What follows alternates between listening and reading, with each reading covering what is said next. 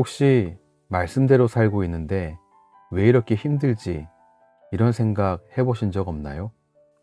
분명 주님의 뜻이라고 믿고 시작했는데 앞길에 거센 풍랑만 가득할 때 말입니다. 오늘 마태복음 14장 22절부터 36절까지의 말씀을 통해 그 풍랑 속에서 우리를 기다리시는 주님을 만나보겠습니다. 오늘 말씀의 제목은 주님이 보내신 길에도 바람은 분다입니다. 오병이어의 기적을 행하신 후에 예수님께서는 제자들을 배에 태워 건너편으로 먼저 보내셨습니다. 그리고 무리를 보내신 후 기도하러 산에 올라가셨습니다. 그런데 제자들이 탄 배는 바람이 거슬러 파도에 시달리게 됩니다. 새벽녘에 예수님께서 바다 위를 걸어 제자들에게 오시는 이 내용이 오늘 본문의 내용입니다. 근데 오늘 우리가 이 본문에서 주목해야 할 첫 번째 사실은 제자들이 배를 타고 건너가게 된 것이 제자들의 선택이 아니었다는 사실입니다. 22절을 보시죠. 예수께서 즉시 제자들을 재촉하사 자기가 무리를 보내는 동안 배를 타고 앞서 건너편으로 가게 하시고, 여기서 재촉하사라고 하는 표현이 나오는데요. 제자들은 예수님의 명령에 따라서 예수님께서 먼저 보내신 길을 가고 있었음을 알 수 있습니다. 주님은 제자들을 강권적으로, 어쩌면 억지로라도 떠나 보내셨습니다. 주님이 앞서가게 하신 겁니다. 우리는 주님이 보내신 길이라면 순탄해야 하는 것 아닌가, 주님의 일을 하는데 왜 이런 어려움이 있는가 생각하기 쉽습니다. 하지만 24절 말씀을 보십시오. 배가 이미 육지에서 술이나 떠나서 바람이 거슬러 파도에 시달리더라. 분명 주님께서 재촉하여 보내신 길입니다. 주님의 명령에 순종한 길입니다. 그런데 바람이 거슬렀고 파도에 그들이 시달렸습니다. 여러분, 주님이 보내신 길이라고 해서 어려움이 없는 것은 아니라는 사실을 기억해야 합니다. 때로 우리의 의지와 상관없이 고난의 현장에 떠밀려 가는 것처럼 보입니다. 하지만 그 배를 띄우신 분도, 목적지를 정하신 분도 주님이십니다.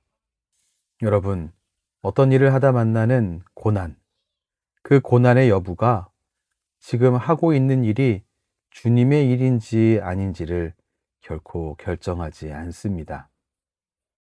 또한 주님은 거센 바람과 파도가 있을지라도 그 가운데로 제자들을 보내신 것을 알 수 있습니다. 하지만 그렇게 보내고 아무 일도 하지 않는 분이 우리 주님이 아닙니다. 예수님은 새벽 사경에 바다 위로 걸어서 제자들에게 오셨습니다. 제자들이 두려워하자 내니 두려워하지 말라, 이렇게 말씀하셨습니다. 주님께서 먼저 제자들을 보냈지만 그 길을 온전히 마칠 수 있게 하시는 분도 주님이십니다. 분명 제자들이 배를 타고 노를 저었지만 결국 그들을 건너가게 하신 분은 함께 하신 주님이셨습니다.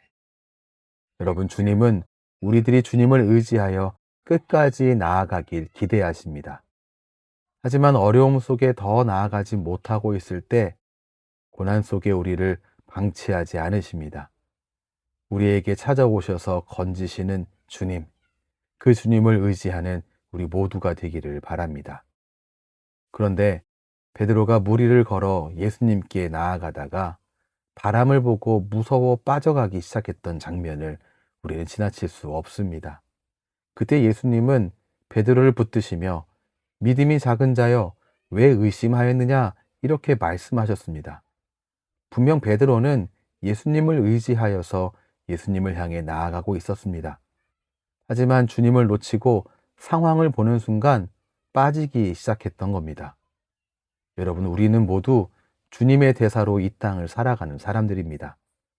주님께서 우리를 그 자리에, 그 시간에, 그 사명의 현장에 보내셨습니다. 우리가 주님을 향한 시선을 놓친다면 우리는 결코 주님의 일을 할 수 없습니다. 주님께서 보내신 그 길을 걸어감에 있어서 주님을 의지하지 않고 끝까지 걸어간다? 그것은 있을 수 없는 일이며 불가능한 일입니다. 말씀을 정리하겠습니다. 오늘 우리가 서 있는 그곳, 직장, 가정, 학교, 관계의 자리들에 거센 바람이 불고 있습니까?